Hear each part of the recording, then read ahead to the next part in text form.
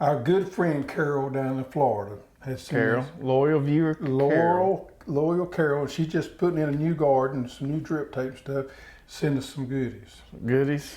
Well, she sent some wild elderberry jelly. Elderberry jelly. Now the elderberry will cure what ails you. Yeah, it's got some good antioxidants in it. And she said she had to brave the gators to get out there and pick that for us. Uh-oh. And I had to admit I got into that a little bit Saturday morning.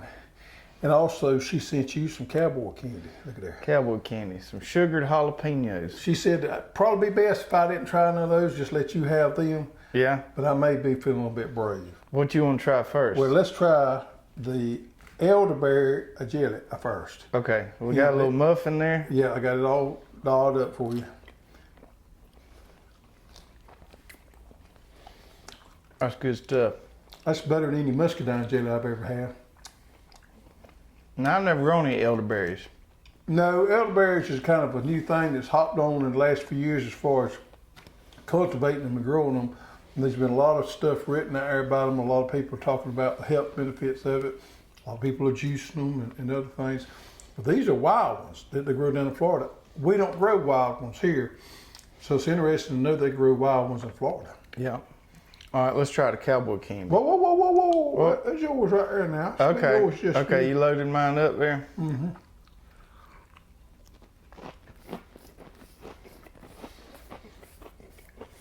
Yeah. Mm-hmm. Well, it's jalapenos and some more things in there. She said it was more like a sweet heat. Mm-hmm. Go ahead. She said these were for you. You can try one. Pretty good. You got some sugar in there.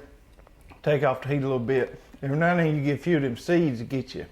Turn on red on there. Get you going a little bit. That's pretty good. It is pretty good. I don't find that. Ooh, it's getting a little warm now. It is a little warmer on. Now the front end is It sweet. ain't overwhelming though. No, but you taste like the flavor on the front end and the heat. The heat comes in on the back end. I really like those. Those make a good little Now, how snack. would you eat that? I like them on a Ritz cracker like that. We like to put them on like a cheese board. I'm gonna follow that up with some elderberry jelly. Go for it. So we like to put them on a cheese board, have some good cheese on there, some good sausage or some salami and some crackers, some mustard. Anyway, thank you, Carol, for sending us those goodies there. We really do appreciate it. Send us some soap too. Some soap too, yes, some soap and some goodies, and we appreciate it, Carol. All right, let's say hey to everybody. Hello, everyone, and welcome to the Row by Row Garden Show. We're really excited to have you with us tonight. We got a really good show planned. We're going to talk a little bit about planting carrots a little later. Right now, we're just doing a little show and tell and going through what's going on in the garden. I want to talk about how dry it's been and something that I ain't never seen happen before. So, we were last Friday at my consultant farm, which is a little bit south of here. We were putting some transplants in the ground. We had an area that we did the whole tarp and till thing because they had a lot of Bermuda grass, and that's, from what I found, that's really, without herbicides, the only way to get rid of Bermuda grass is aggravate to death and then keep tarping it. So, and it's been real dry. It hadn't been raining over a month. We pulled the tarp off, we laid our drip tape, turned it on to start seeing the water spots. I get it. Yeah. To put our transplants in every foot there. And I've never seen water or dirt be so dry where it repelled water. It just puddled up on top and wouldn't soak in. Yep. It just blew my mind. I've seen that before several times. We used to have a problem when it got dry like it is now. We'd have what we call localized dry spots in lawns. And those would just go bad, and they'd be like circular motions, and they'd take a good bit of water to bring them back. Somehow or another, and I don't know exactly how this happens, but when it gets that dry, the soil particles change their charge, and it repels that water. Is that as deep as you want to go on that? That's about as deep as I want to go on that, but I've seen it before, and it's bad dry. But dry and hot and dry. So what we had to do, we planted 4 or 5 rows of collards, broccoli, stuff like that. And by the time we got done, that first row of collards we planted, even though we had them emitters running, was looking pitiful. So we had to plan B and put some overhead on it just to get that soil back saturated. Yeah, once it gets as dry as it is now, you need to water before you plant, and then water after you plant. Now I'll tell you what happened to me yesterday. So I had the video come out. Actually, this happened to me on Tuesday. So I got my first fall crops in the ground on Wednesday, or on Tuesday. The video come out Wednesday. Getting confused here. Anyway, I planted them on Tuesday morning, and I let my drip run about 2.5 hours. And I had to teach Tuesday afternoon, and I was worried because it got hot, 95 or so on Tuesday, and I got worried. I said, man, I got to get home and plants. I probably got to go home and get an overhead sprinkler on them. And I got home, and I'll be dogged if the good Lord hadn't blessed me with a couple tenths of rain. Really? I don't know where it come from, but I got home, and you can just, the dirt just looked like it had a little rain. I went in and asked my wife, did it rain? She said, yeah, a little bit. I walked out there to that plot, and man, it just looked pretty out there, and plants was doing well, and just made me feel good. I don't care how much you irrigate, that rainwater from heaven just makes it look so much better. It sure does. It sure does. So I got my first cool weather crops in the ground, and going to get some more in the ground towards the end of this week. I got a little bit of something I want to talk about here in just a minute. Okay. So, last week we eat these here from James over at George Farms. Yeah. I talked to another fellow in Texas the other day that he said he wasn't very far from them at all. Yeah, well, I've talked to James a couple of times since then because I had some questions I want to ask him. These are the best pickled okra I have ever ate. And I've done pickled okra before, and I thought I was okay with it till I ate his. Mm-hmm. And so I talked to him on the phone. I said, James, we got to talk about this pickled okra a little bit, and you got to give me some insight. He said he got the recipe off from that book we used to sell called Pickle Pantry, which was a wonderful book. We don't sell it anymore, but it is a great You still book. get it online. You can still get it online called Pickle Pantry. It's probably one of the best ones out there. Mm-hmm. I asked George, because these things are really crispy, and he said the trick to it is using one of those stone crocks to ferment them in, or let them age in. There's something about that stone. Oh, so he don't just put them straight in the jar. No, and that's what I have done in the past. Excuse me. That garlic could get you. That's what I've done in the past, and they didn't turn out this well. He said there's something about that stone crock and doing it in bulk that really does something for them. So I did a little bit of research on this right here. Mm-hmm. And that stone crock keeps the temperature in there more regulated. Mm-hmm. And that's what a lot of people online recommend. So I'm thinking about getting me one of these stone crocks. And I found a USA made one in Ohio from Ohio Stoneware. And they make one.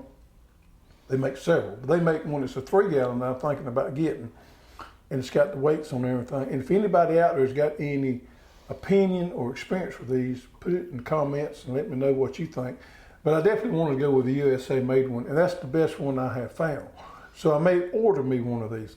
I don't think we do enough preserving out of the garden. And pickling and things like that is a perfect way to do it. Mm-hmm. Sauerkraut. Yeah. I like sauerkraut. And I know we're from the South, but I like it. I do too. And I'm going to do some of that this winter. But you need one of these stone crocks to do that in. So that's where I'm at on that. Now I got plenty. You want to get you a 10-pound stone crock? I got plenty of okra to fill it up. Well, I may get the 5 gallons big as I make. Get the 5-gallon. We'll do a heap of okra. We do have this book right here called Preserving the Harvest. It has some pickling recipes in there and has some jam recipes and all other stuff in there, which is a good book.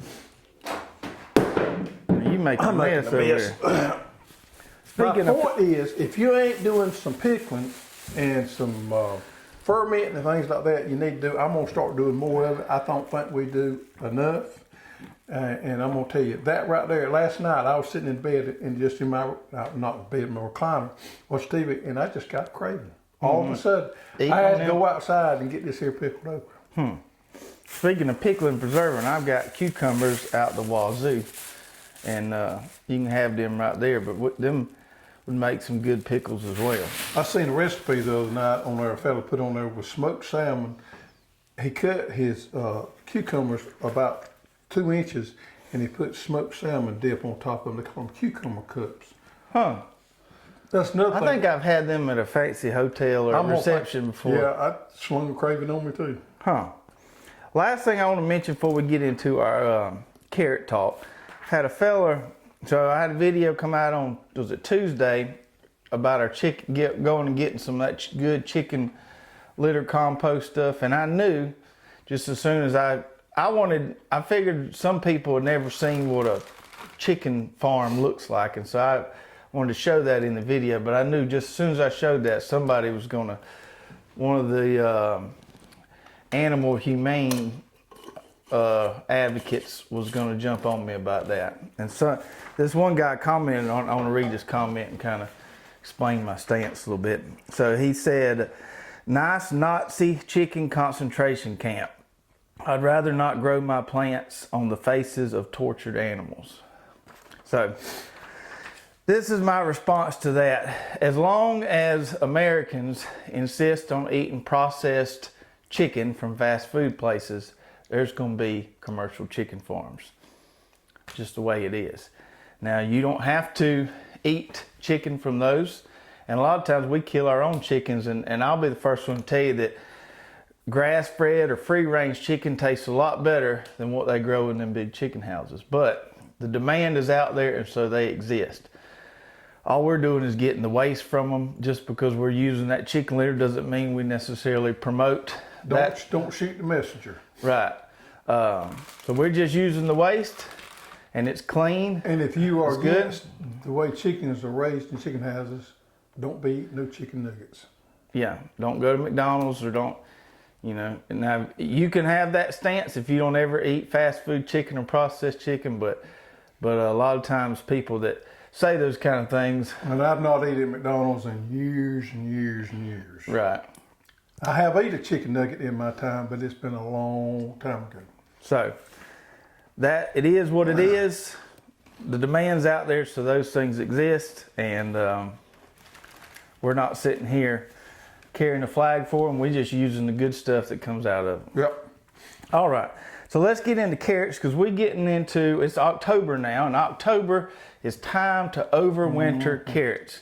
Now, I usually aim for early October, but it's still a little hot. It's probably pushed back to the middle of October planting them. And I was doing some online research. I kind of wanted to see what the upper range of carrot overwintering was. And I've been overwintering carrots for years, but most of the United States can overwinter carrots. Even in zone 6? On up there pretty close. Some places, they would say the tops will die back, but you'll still get some root production there. So overwintering carrots is really good because they taste a lot sweeter when they get them cold temps on them. I'll testify to that. They are So first of all, I want to go through the types of carrots and some of the varieties we carry. We've added a lot of carrots lately, and I'm really proud of the diversity of carrot varieties we have. So I got a little chart here. Another chart. To show the different kind of shapes and types of carrots. So you've got a Nantes, a Danvers, a Chantenay, and what we call an Imperator. And all these have slightly different characteristics, and some of them are better in other soil types than others. Your Nantes here is a more blunt carrot, okay? It doesn't have a lot of taper to it. It's kind of the same width all the way down. This makes a real good storage carrot because it's uniform, fits in jars good. You've got your Danvers carrot, which is more your Bugs Bunny type carrot, has really broad shoulders and a fairly sharp taper there. Your Chantenay carrot is your short, stubby carrot. And if you've got hard or clay soils, that's the go-to for you. Now, these things, even though they're shorter, these things will produce really well. And you get a lot of carrot from these things, even though they're shorter. So if you got harder soils, Chantenay is the way to go. And then the Imperator is your real long, slender carrot. And the advantage of these is you can pack a lot of these in a small space. But you need sandy soils. You need relatively softer soils. High organic content soils. Right. These things need to be able to penetrate on So down in the last there. few years, there's been a lot of pre-packaging carrots in the grocery stores, and we see a lot of these baby carrots in there. What variety would you say that is? So, in fact, we'll talk about this in a minute if I can find it here. So this Viper carrot, which is an Imperator type, is one that is actually commercially grown for baby carrots. I did not know that. Okay. And the reason is, so this is a real long, slender carrot. And this variety was developed because they can get, baby carrots, they look for about a 2-inch piece. They can get more 2-inch pieces. So what they do is they basically cut these things up and round off the ends to get the baby carrots. Really? Yeah. So they can get more baby carrots out of one carrot with these than they can the other types. And they can grow these really tight spaces. So that's what this variety was developed for. Now, even if I'm gonna plant a bunch of these this year. But you ain't gonna saw them up and round them off. Right, no. I'm gonna use them whole. But it's supposed to be a really, really good variety. And I'm not sure anybody else has this variety out there, this Viper. So that's the ones they use for the baby carrots. They take these long ones here, they cut them, round them off, and that's where so it's a little bit wasteful. Maybe they use the carrot shavings for carrot salad or something like that. Animal feed or whatever. Let's get into some of the varieties we got and what types they are. So you hold that. We'll start out with the Danvers. So we have one Danvers variety. It's your kind of an old heirloom called Danvers 126. I've grown this one many years. This is a really good variety here. As far as the Nantes go, moving this way, we got several different varieties. Probably my favorite carrot variety of them all is this Bolero right here. It's a hybrid. This is a go-to variety. Highly productive. Very, very productive.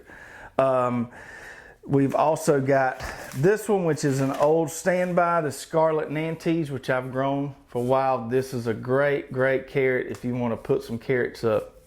Real nice uniform sticks on that. And then this new one we've got, which I'm excited to try this year, this Gold Nugget carrot. This is a Nantes type that is a yellow carrot. And the yellow carrots are really, really good. So if you had somebody that's growing carrots for the first time, tell me which one you'd recommend. I'll tell you which one I've been recommending. For the first time, I would say that the Bolero and the Yellowstone, which we'll get to in a minute, would probably, of the ones I've grown, those two right there are probably some of my favorites. This is the one I've been recommending, is this purple, deep purple carrot, because it's such unique coloring in there. I figure if somebody's going to get hooked on carrots, this is a good one to get them hooked on. Now that would be. And that's a new one we got. I've got to try that one this year. As far as the Imperator type carrots go, that's the ones we have the most varieties of. All your purple carrots are usually Imperator type. So you've got the deep purple here, which we have in pelleted. We have the purple haze here. So the difference between the purple haze has an orange core, the deep purple has a dark red or purple core. We also have a new variety coming, we should have on the website soon, called Black Nebula, which is even darker than the deep purple. And it's supposed to be really good for juicing. And I didn't know this, some people use the dyes from these purple carrots to make clothes and stuff. Wow. The other two Imperator types we have the Yellowstone here, which I said is a consistent performer for me, a really good one. And then the Viper, which I mentioned, is this really long one that I'm excited to try. Oh, we through this? Not quite. Okay.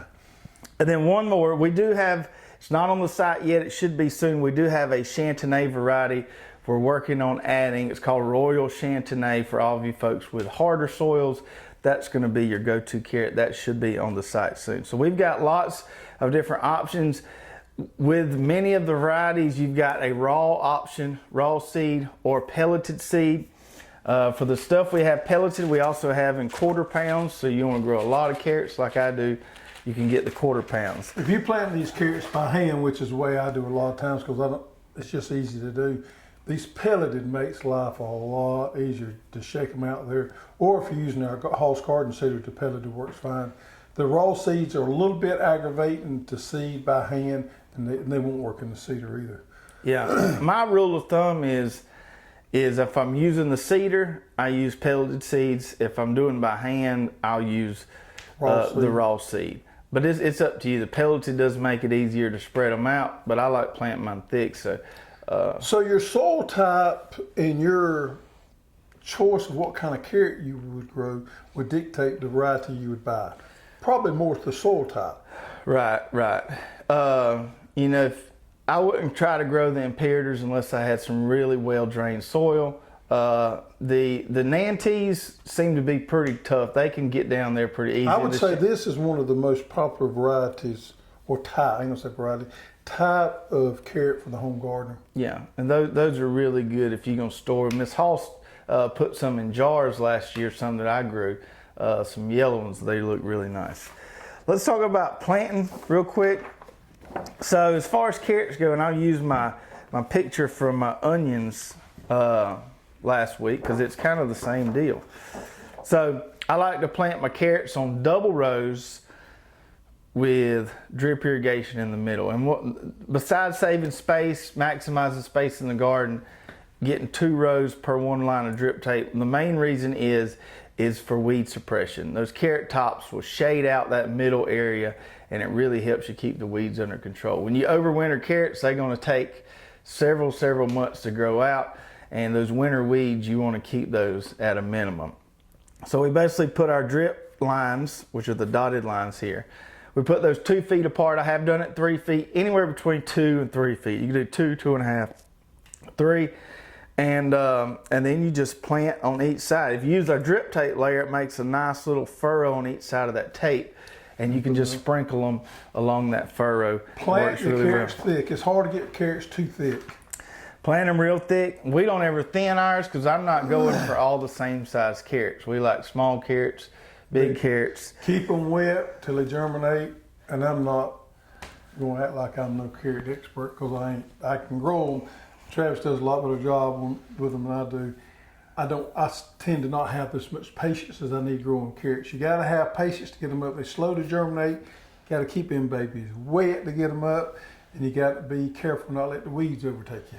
Right. So you need a good stale weed seed bed or weed seed bank, and the tarps are a great way to get that or keep it cultivated.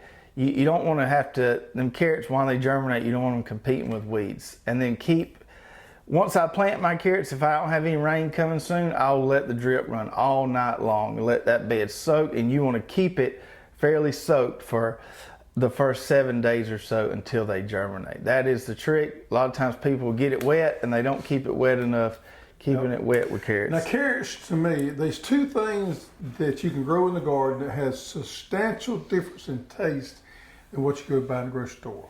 One of them is carrots, the other one was English peas. Mm-hmm. English peas and fresh carrots that you grow out of the garden have a completely different taste and flavor profile than what you go buy at the grocery store. The homegrown carrots that are overwintered, man, those things are sweet. They're sweet. They got a real They have a different smell to them. They do. They are just absolutely delicious. And I know carrots is cheap to buy in the grocery store, but if you've never had any homegrown carrots boiled in some chicken broth, you ain't lived yet. So that's right. Good stuff. English peas is the same thing to me. I don't care for English peas out of a can, but fresh English peas out of the garden, hard to beat. One more thing, as far as the optimal germination temperature for carrots is between, I would say, 75 and 85 degrees. That's why I'm waiting a little bit for the soil to cool down. If you plant them when the dirt's too hot, they won't germinate very well. As far as fertilizing real quick, we'll use our FAD system. So when we make our furrow, they'll put our drip tape in, we'll put a little bit of that chicken manure stuff in there, and then we'll lay our drip tape on top of it. And then I will hit them with 20-20-20 probably every 2 to 3 weeks throughout the growing cycle. And some micro boost. Get some nice tops on those guys. As far as weeding goes with carrots, and we've got a video out there on YouTube about this. If you do it this way, keeping the weeds out is really, really easy. You're just gonna make 1 or 2 passes with your single wheel hoe between these middles here. I usually just single wheel hoe with 3 teeth on it, simple setup. And then where your drip tape is between your double rows, this baby right here is gonna be your go-to tool. And we got this in calls this a single tine cultivator. We've got it in a short handle and a long handle. Well, the trick in this baby right here is you can go real close to the outside of where those carrots are with your point down and cultivate. But there in the middle where your drip tape is at, you turn that bad boy sideways right there, and you can scoot right through there and not get into your drip tape and still get them weeds you out. just barely grades Works the top of the dirt. ideal for carrots. I tell you, it works good for onions too. Onions and carrots. So you basically lay it down like that and scoot it across the soil like that, and it does the trick. All right. Lots of good carrot talk there. If you have any more questions about planting carrots, growing carrots, varieties of carrots, let us know in the comments below. I did want to mention, so when we overwinter them, plant them in October, we usually harvest them early spring. I can also plant another round in early spring that will come off in May. So I can get 2 crops of carrots per year. We've got some questions from last week that we want to answer. All right. And if we answer your question on the show, send us an email to cussserve@hosstools.com and we'll send you a nice little prize. So our first question comes from the Green Man. And he says, I'm getting attacked. I wrote attached. I guess he meant attacked. I'm getting attacked by worms and hoppers in my sweet corn patch. I heard you guys talk about using spinosad to control these pests. Can you share some more info on this product? Before they eat everything I've got. Thanks. Love the show, Jay. If you grow a sweet corn in the fall, you're gonna have to treat for worms. In the springtime, I do a lot of times, especially if I notice I'm getting some pressure. But in the fall of the year, it's just absolutely necessity to plan on getting worms in your sweet corn, and you want to start early. Of all the natural or organic pest control products that works good on worms, spinosad would be the one I would pick there. It's the quickest and best one. The spinosad is a naturally fermented product that is poisonous to those worms. It's not necessarily poisonous to us. So it is a safe product to use. I would go through there, spray the top, over the top as best I could, and get it on that silk, if you can get it on that silk also. BT works as well, but BT, you have to be a little more ahead of the game with that, and be a little more preventative on it. When you start seeing any worm damage whatsoever on the leaves, and when your corn's about waist high or so, you better be getting after them. If you let them tassel out and your corn starts making, you may be too late to the game. So spinosad is the way to go, especially in the fall. Hit them, I would say, at least once a week, and stay after them, and you'll be okay. I have done it as frequent as twice a week. Spray late in the evenings. I think the mixing rate on this is 2 ounces to the gallon. So in this quart container here, you got 16 applications or 16 gallons you can mix up. It's Omni certified, so certified for organic production, but that's the one to go to right there. Don't be ashamed to use it. Use a lot of it on your fall corn. That's right. You can also use it on your fall brassicas, your cabbage, anything like that where you have worms eating on it. Mr. Hutch Milkerson asked, I would like to use drip tape in my new garden, but I will have to gravity feed some relatively turbid pond water. Can this be done? Probably looking at 2,000 feet of tape on the upper end. A couple things to mention here, and we get this question a lot as far as can I gravity feed drip tape? Yes, you can, but it's really not feasible for most people. And there's a website out there that does all the physics and the calculations behind it, but you basically have to get that tank about 30 to 40 feet off the ground to generate enough pressure to feed the drip tape. For most people, you're not going to be able to build a structure that tall to do it. So you're probably going to need a pump of some sort because you don't want to put even if you do put a tank that high off the ground, you don't have any way to refill it unless I guess it's just catching rain. Second thing is, if you're doing this relatively turbid pond water, you're going to need a more filter than what we provide in our drip kits. You'll need something like a swimming pool filter or something like that to catch all that. There'll be a lot of particles in there you're going to want to catch before it gets to your drip system. And you got to have pressure to run through that system. So the short answer is no and no. It's not feasible. I never say never, but this is, when you talk about gravity feed drip tape and you start irrigating out of a pond, I just normally just say no. Right. It's best not to go down that road. You can run into a lot of obstacles. You need to be working off of city water, well water, or something where you got adequate pressure, at least 20 pounds. And relatively clean water. You need clean water. All right, and our last question, this based on a comment we made last week during the show. Ernie Tiller says, hold on, what's the difference between dirt and soil? Tell you, Ernie, what the difference is. For some reason or another, every professor in this country that has ever taught a horticulture class, when people come there for their first day of class, that's the first thing they tell them. So if you're ever in a big crowd of people and you say dirt, there's going to be somebody out there that took a horticulture class is going to Get on you. get on you. It happened back, we was in a big meeting up in Grand Rapids, and it happened up in there. We had a customer come by and get on me We had a too. customer come by, and he's the same thing. If you question them, every one of them has had a horticulture professor that just harped on this. Now, years ago, I had a lady get on to me. I was up in Rochester, Minneapolis, believe it or not, of all places. One of the most horriblest weeks I ever spent in my life. Rochester, Minnesota. Rochester, Minnesota, excuse me. Yeah. Minnesota. I was at a show up there for a week. Anyway, a lady got on to me there, and she was a horticulturist too. In the South, we use the terminology dirt and soil a lot, but anybody that's ever had any training, they want to call it soil. They say dirt is what you get on your shoes and underneath your fingernails. Soil is what you plant in. Yeah, soil is a living organism, so to say, in their mind. Yeah. Dirt is just something you knock off your shoes. We're not going to chastise you, Ernie, for saying it because we just regular old country folks and we've said it all our lives. But you have to be a little bit careful when you get in those formally trained mixed crowds like that, because somebody's going to, they can't take it anymore. It just bothers them so bad they got to correct you. And I normally just shake my head and say, yes, ma'am, go along with it and go on. Yeah, I've tried to be better since that customer come by and got on to me pretty bad. I've been trying to be better about it on my videos, not saying dirt and saying soil.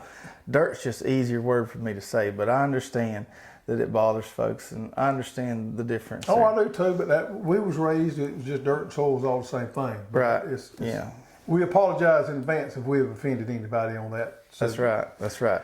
All right, well, that's going to do it for tonight. Before we leave, I wanted to do a little teaser. Next week's show, that we're probably going to talk about onions. Man, ain't they pretty? And look at them onion starts there. Them babies ain't long for needing to go in I the ground. tested one of them yesterday. I pulled him out, and he was close. See if They're I can- very, very close. Yep, that there ain't quite ready, but it's close. But they getting there. And one thing to mention about these, we sell, the trays we sell are 162 trays, but we've got some of these that are 288s, and they work really well for onions. If you'd like for us to carry these 288s, let us know in the comments. We can get them, and they're the same quality as our 162s, but these things work really good for onions and leeks and things that you're going to transplant that are a little smaller. So we'll talk about these a little more next week, talk about onions and varieties and when and where, intermediate, short, long, all that good stuff. Yeah. Well, that's going to do it for tonight. If you haven't already done so, hit that subscribe button, hit that bell button, hit that thumbs up, give us a like, and we will see you guys next week. Take care.